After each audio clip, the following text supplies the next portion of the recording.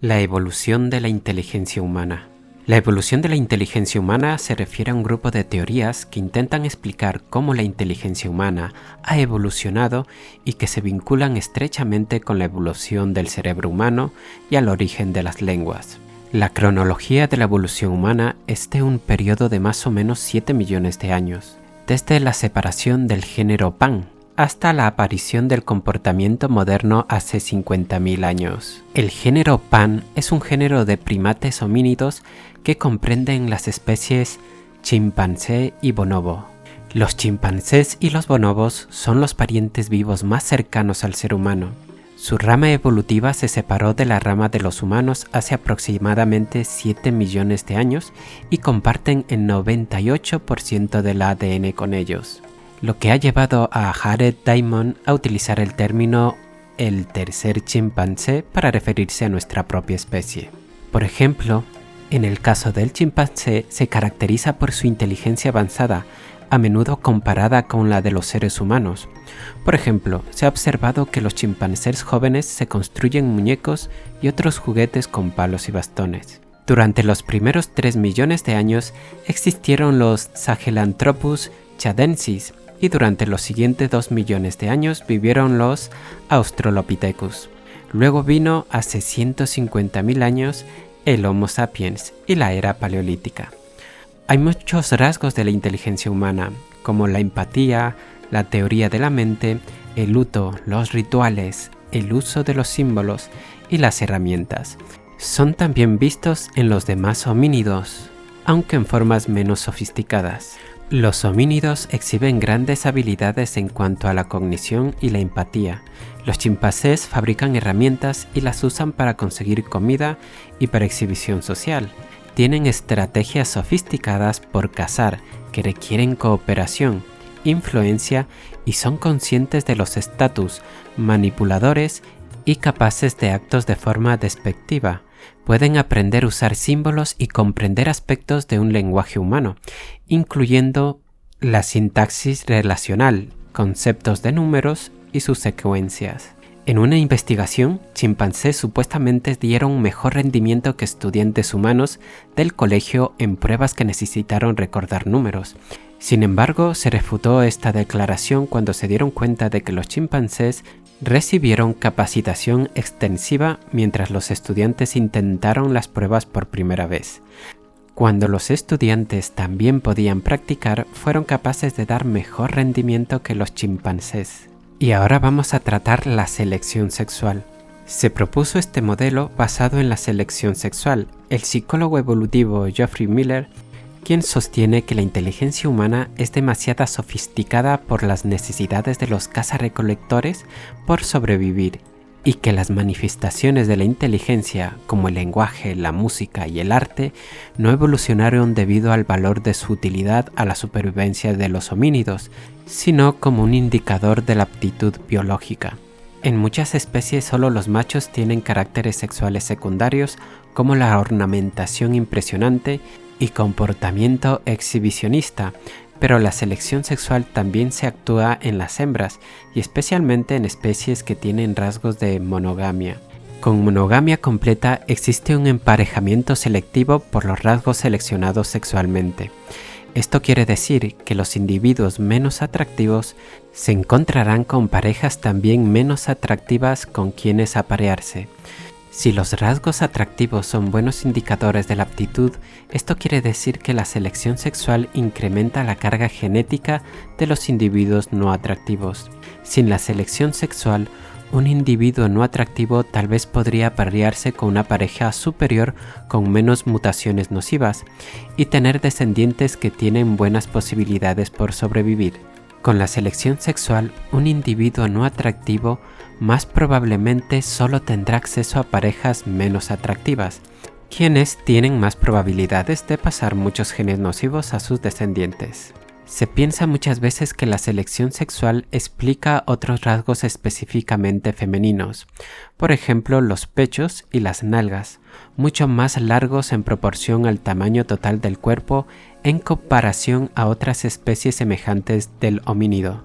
Muchas veces se asume que si los pechos y las nalgas de tan grandes dimensiones se necesitaran para funciones como dar de mamar a los infantes, se encontrarían en otras especies. El hecho que los pechos se encuentren atractivos sexualmente por muchos hombres en sí mismo evidencia de la selección sexual afectando los caracteres sexuales secundarios de las hembras humanas. Selección sexual por inteligencia y la capacidad de juzgar puede actuar en indicadores de éxito como una gran riqueza muy visible. El crecimiento del cerebro requiere mucha nutrición. Para adivinar la inteligencia en un varón, la hembra también requiere inteligencia. Esto se explicará porque, a pesar de la ausencia de niveles de inteligencia comparando hombres y mujeres medianos, existen diferencias transparentes entre las propensidades de los hombres y las mujeres a exhibir su inteligencia de manera ostentosa. Señal de la resistencia a enfermedades. El número de personas con deficiencia cognitiva causada por una infección viral se estima en cientos de millones.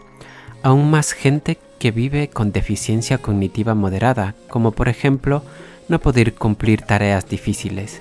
Aunque tales deficiencias no se clasifican como enfermedades por las normas médicas, pero que a pesar de esto se pueden considerar como parejas inferiores potenciales para emparejarse. Así, diseminadas infecciones arcaicas virulentas se involucren bastante en la selección sexual por capacidades cognitivas. La gente infectada con parásitos que tengan daño cerebral y comportamientos malos obvios a señales visibles de una o más enfermedades. La selección sexual es un término psicológico que es en realidad aplicable a cualquier especie que tenga reproducción sexual. Pero se ha estudiado sobre todo en humanos, donde el factor clave encontrado no ha sido una característica de la personalidad, sino del coeficiente intelectual, aunque hay una línea muy delgada que lo separa. Existe una clara tendencia a asociar este fenómeno con aspectos de la clase social más que a otros factores, aunque parecen tener menos importancia de la que históricamente se ha dado. El emparejamiento selectivo conllevaría una mayor heredabilidad de los rasgos físicos, de personalidad o de inteligencia, dándose un mayor parecido en esos rasgos entre los hermanos de una misma familia. En humanos, la estratificación social aumentaría como resultado de este proceso y no al contrario. El emparejamiento selectivo es uno de los mecanismos propuestos para explicar la especialización simpátrica. Se produciría por este fenómeno una separación entre dos genotipos considerados deseables, dejando los genotipos intermedios de tener valor en términos de aptitud biológica, con lo que desaparecerían. En humanos se han propuesto diversos rasgos: altura, inteligencia, edad, clase social o incluso parecido facial. Sin embargo, en el único estudio realizado en España, solo se encontró correlación significativa en la inteligencia. Simon Baron-Cohen, director del Centro para la Investigación del Autismo en Cambridge, Reino Unido, mantiene la siguiente hipótesis: de que el emparejamiento selectivo podría explicar el aumento de los diagnósticos de trastornos del espectro autista observado en poblaciones con gran concentración de ingenieros, informáticos o profesionales técnicos en general, como por ejemplo sucede en Silicon Valley. Simon Bacon-Cohen ha descrito en su libro The Essential Difference, publicado en castellano bajo el título de La gran diferencia, su teoría del cerebro extremadamente masculino para el autismo. En esta teoría, Baron-Cohen postula la existencia del cerebro masculino, particularmente diseñado para la sistematización, y del cerebro femenino especialmente adaptado para la empatía. Tanto hombres como mujeres varían en el grado en que poseen un cerebro típicamente de su sexo. Algunos hombres son más sistematizadores que otros, y algunas mujeres son más empáticas que otras. Baron-Cohen plantea la hipótesis de que los trastornos del espectro autista puedan ser el resultado del emparejamiento selectivo entre algunos hombres y mujeres que poseen cerebros extremadamente masculinos, buenos para la sistematización, pero carentes de empatía.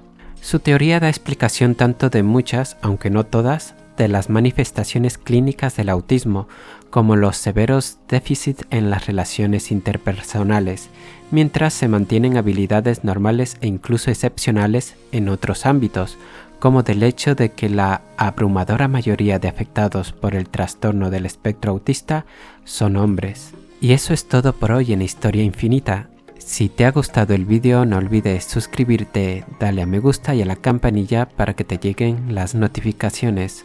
Un abrazo y nos vemos en el próximo vídeo.